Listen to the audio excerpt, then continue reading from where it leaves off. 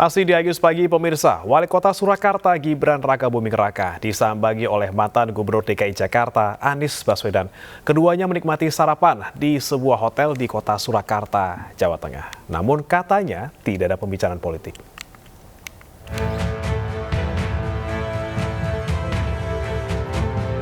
Inilah momen kebersamaan saat Wali Kota Surakarta, Gibran Rakabuming Raka, dan mantan Gubernur DKI Jakarta, Anies Baswedan, menikmati sarapan bersama di sebuah hotel di Kota Surakarta, Jawa Tengah, Selasa lalu. Keduanya mengaku hanya mengobrol santai mengenai masalah perkotaan dan sama sekali tidak menyinggung soal politik. Seperti diketahui, Anies Baswedan telah dideklarasikan sebagai calon presiden 2024 oleh Partai Nasdem. Bukan tidak mungkin ini menjadi pintu bagi Anies dan Gibran untuk berkoalisi. Mudah-mudahan makin maju, dan tadi juga kita ngobrol soal kendaraan umum ya, kita ngobrol kendaraan umum, jadi pengalaman di Jakarta juga pengembangan kendaraan umum yang mudah-mudahan bermanfaat. Ya, permasalahan problem-problem di kota. Nggak usah terlalu soal politik mungkin? Enggak. Ngobrol ringan, ngobrol ringan, sambil sarapan. Sehari setelahnya, putra Presiden Jokowi ini juga menggelar pertemuan dengan Gubernur Jawa Tengah Ganjar Pranowo. Namun bukan di hotel mewah, melainkan di sebuah warung makan sederhana. Belum diketahui apa yang mereka bicarakan, apakah menyinggung soal politik atau tidak. Namun pertemuan Gibran dengan Anies Baswedan serta Ganjar Pranowo menandakan putra sulung Presiden Jokowi ini adalah magnet politik, terutama menjelang Pilpres 2024, serta bursa Gubernur DKI Jakarta serta Jawa Tengah. Bagaimana selanjutnya? Kita tunggu saja.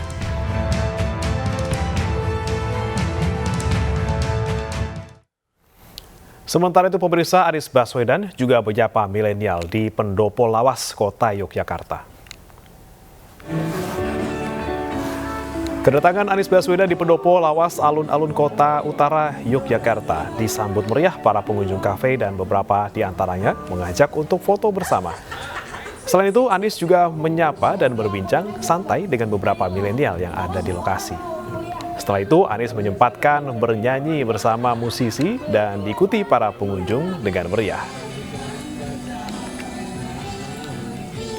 Politik identitas dan sebagainya tidak. Mas Anies itu universal, jadi untuk semuanya ya kita tunjukkan bahwa nanti Mas Anies akan menyanyi di sini dengan para penyanyi dan juga mungkin yang menonton di sini disaksikan. Informasi lain pemirsa, Indonesia kini punya provinsi ke-38. DPR RI menyahkan undang-undang atau RUU pembentukan Provinsi Papua Barat Daya menjadi undang-undang di gedung DPR RI MPR Jakarta. Dalam rapat paripurna DPR RI di Komplek Parlemen Jakarta, Kamis pagi, RUU Provinsi Papua Barat Daya disahkan menjadi undang-undang. Dengan demikian, Indonesia kini memiliki 38 provinsi. Ketua DPR RI Puan Maharani menilai disahkannya RUU bertujuan untuk kesejahteraan masyarakat. Puan juga meminta pemerintah untuk segera mengatur mekanisme agar Papua Barat Daya juga bisa mengikuti pemilu 2024 nanti. Papua Barat Daya mencakup Kota Sorong, Kabupaten Sorong, Sorong Selatan, Raja Ampat, Tambrau, dan Membrano. Kota Sorong akan menjadi ibu kotanya. Menyusul 3 provinsi Papua lainnya sudah disahkan. Saat ini Indonesia sudah memiliki 38 provinsi dengan penambahan 4 provinsi Papua yang sudah disahkan. Tentu saja ini terkait dengan pemerataan sosial ekonomi, kesejahteraan rakyat yang kami harapkan itu bisa berlangsung secara adil dan merata dari timur sampai barat. Kepada Ibu Ketua DPR RI dan jajaran yang hari ini mengayunkan palu di meja terhormat itu, akhirnya Undang-Undang Provinsi Papua Barat Daya terbentuk menjadi provinsi yang ke-38 di negeri ini dari Sabang sampai Merauke.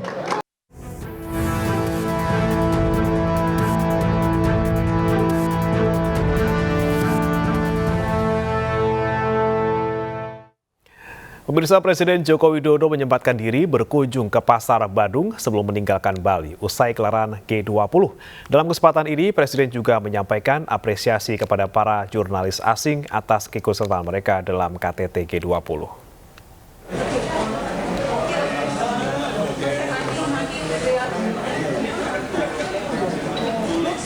Jurnalis dari berbagai negara yang meliput KTT G20 turut meliput momen Presiden Jokowi belusukan ke Pasar Badung, Bali. Jokowi menjelaskan tinjauan ke pasar rutin ia lakukan saat melakukan kunjungan ke daerah untuk berdialog secara langsung dengan para pedagang. Presiden juga ingin mengecek harga bahan pokok sehingga bisa mengambil kebijakan yang tepat sesuai dengan kondisi di lapangan. Pada kesempatan tersebut, Presiden menyampaikan apresiasi atas keikutsertaan para jurnalis selama gelaran KTT G20. Pertama-tama saya ingin mengucapkan terima kasih kepada seluruh media yang telah meliput acara G20. Dan perlu saya sampaikan bahwa pagi hari ini setelah acara G20, saya ke Pasar Badung untuk seperti biasanya saya ingin melihat harga-harga barang, kemudian inflasi yang itu penting dalam hal kita membuat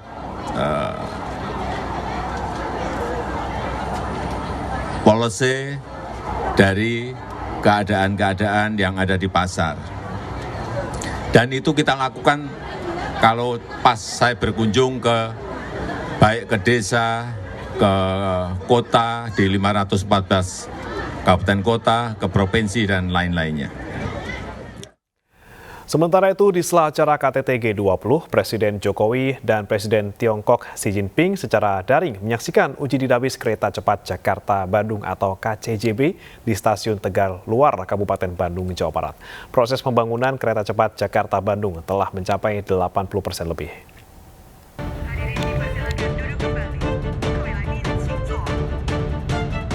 Presiden Joko Widodo dan Presiden Xi Jinping Rabu sore menggelar pertemuan bilateral usai KTT G20 di Nusa Dua, Bali. Di saat bersamaan digelar acara nonton bareng uji coba dinamis kereta cepat Jakarta-Bandung atau KCJB di Stasiun Tegaluar, Kabupaten Bandung, Jawa Barat. Pembangunan proyek kereta cepat sudah mencapai 80,4%. Sementara itu proyek KCJB merupakan proyek utama Global Maritime Fulcrum dan China Belt Road Initiative kerjasama Indonesia-China.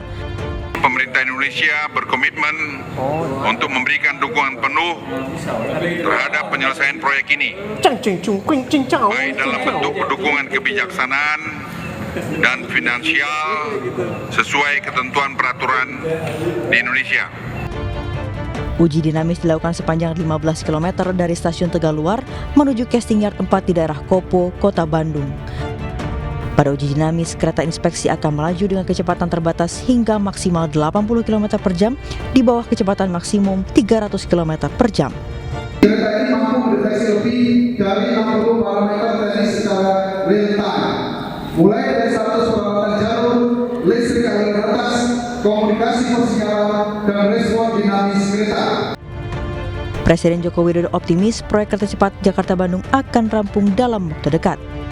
Sementara itu dalam pertemuan bilateral dengan Xi Jinping, Jokowi menyatakan kereta cepat akan beroperasi pada Juni 2023.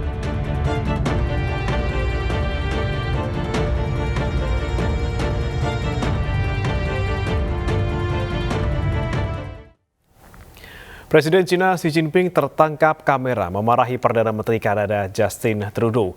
Xi Jinping marah karena hasil pertemuan keduanya. Jamuan makan malam untuk tamu negara KTT G20 pada Selasa malam berlangsung megah dan menuai pujian. Siapa sosok di balik keberhasilan gala dinner tersebut? Inilah informasinya.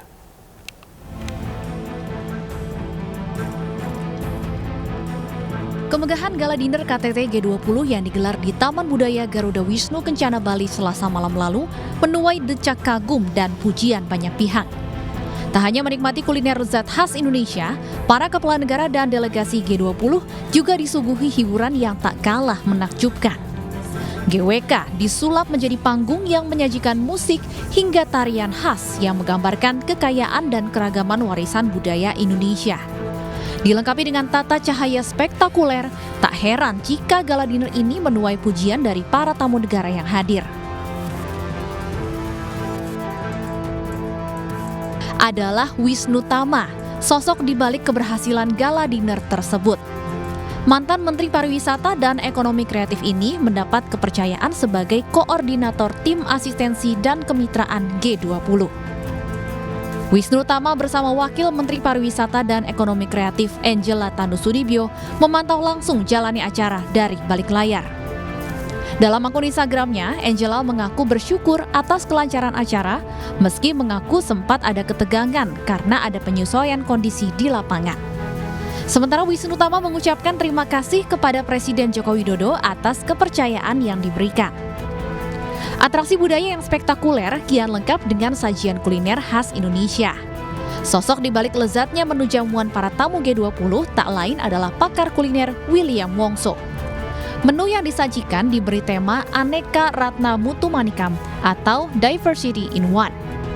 Bahan makanan terbaik dari 6 daerah di Indonesia diracik menjadi set menu yang mampu menggoyang lidah para tamu.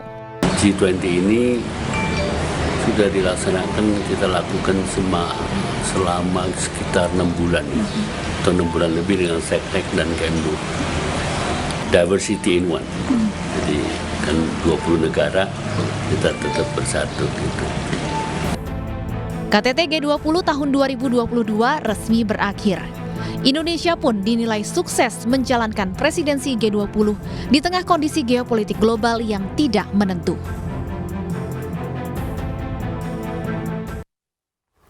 Dalam rangka mensukseskan KTT G20 Bali, Kementerian Komunikasi dan Informatika menyiapkan fasilitas media center terpusat di kawasan Bali International Convention Center, Nusa Dua Bali.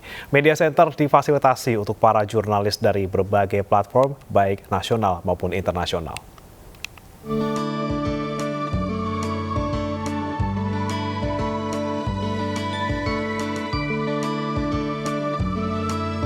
Salah satu fasilitas pendukung dalam rangka mensukseskan penyelenggaraan presidensi G20 di Indonesia adalah media center terpusat. Kementerian Komunikasi dan Informatika menyiapkan media center di Bali International Convention Center Nusa Dua Bali untuk mendukung kerja para jurnalis berbagai media, baik dalam maupun luar negeri. Media center terpusat telah dioperasikan sejak 13 November hingga 17 November 2022. Direktur Jenderal Informasi dan Komunikasi Publik Kemenkominfo Usman Kansong menjelaskan sejumlah fasilitas yang disediakan di media center diantaranya working space yang dilengkapi meja kerja dan komputer dengan internet kecepatan tinggi, ruang wawancara media, ruang refleksi hingga ruang makan bersama. Selain ruang-ruang lain ya, kita ada ruang LO di sini, ada ruang studio one on one. Jadi kalau stasiun televisi ingin memakainya, silakan. Dan kita siapkan di semua tempat ini boleh untuk wawancara, untuk live. Di luar ini kan banyak TV asing yang menggunakannya itu di lobi, di atas juga saya lihat itu banyak. Hampir setiap sudut tidak ada yang kosong karena dimanfaatkan betul-betul oleh TV terutama untuk melakukan siaran. Sebagai upaya membangun komunikasi publik yang semakin terintegrasi, Media Center KTT G20 menyediakan siaran pers dalam 2 bahasa, Inggris dan Indonesia. Foto-foto para delegasi dan rangkaian kegiatan selama KTT G20 juga dapat diakses oleh para jurnalis, serta disediakannya layar besar untuk memonitor real-time kegiatan yang tengah berlangsung dalam agenda KTT G20. Dari Nusa Dua Bali, Nadia Valeri dan Yudi Permana, iNews melaporkan. Pelaksanaan presidensi G20 di Bali berjalan lancar dan juga aman. PLN memastikan memberikan layanan listrik tanpa kedip. Dalam apel apresiasi petugas KTT G20, Direktur Utama PLN Darmawan Prasojo memberikan penghargaan kepada belasan perwakilan dari setiap unit.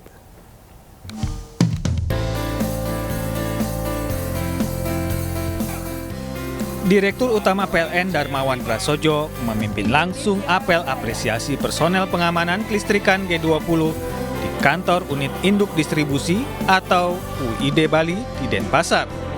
Apel dihadiri perwakilan PLN dari seluruh Indonesia secara daring dan petugas dari berbagai unit yang diturunkan untuk menjaga dan mengoperasikan pembangkit serta infrastruktur kelistrikan saat KTT G20.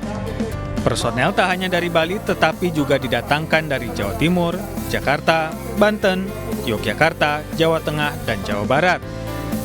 Beban puncak selama pelaksanaan KTT G20 mencapai 900 MW yang pasokan kelistrikannya 100% diatasi oleh pembangkit di Bali untuk meningkatkan keandalan. Sementara 400 MW pasokannya dari Pulau Jawa dicadangkan bila ada kenaikan beban, sehingga total pasokan menjadi 1.400 MW. Karena ini adalah pengawasan bukan hanya yang ada di Bali, tetapi yang dari pembangkitannya, dari transmisi dari Paiton sampai ke Banyuwangi, kemudian dari transmisi ke seluruh Bali, pembangkit yang tersebar di Bali juga pasukan siaganya. Sehingga hari ini kita mengucapkan terima kasih kepada seluruh pasukan, terharu bahwa ini semuanya berjalan dengan lancar. Dan meski fokus layanan berada di Badung Selatan, tempat digelarnya KTT G20, warga di kawasan Badung Utara yang jauh dari lokasi juga merasakan layanan listrik yang sama tanpa kedip. Pelayanan yang PLN yang sangat antusias sekali dan luar biasa. Listrik kami yang rasakan normal aja, bebek saja. Seperti moto yang saya ketahui kan PLN melihatkan motonya listrik tanpa kedip. Jadi seperti itulah yang kami rasakan sebagai lapisan masyarakat kecil. Walaupun kami tinggal di utara, tidak ada hambatan sama sekali. Dirut PLN beri penghargaan kepada perwakilan personel PLN dari setiap unit yang telah bekerja keras mengamankan infrastruktur kelistrikan sehingga dapat berjalan dengan lancar tanpa gangguan. Dari Denpasar, Bali, Dewi Umaryati, Dewa Pastikan, Anyus melaporkan.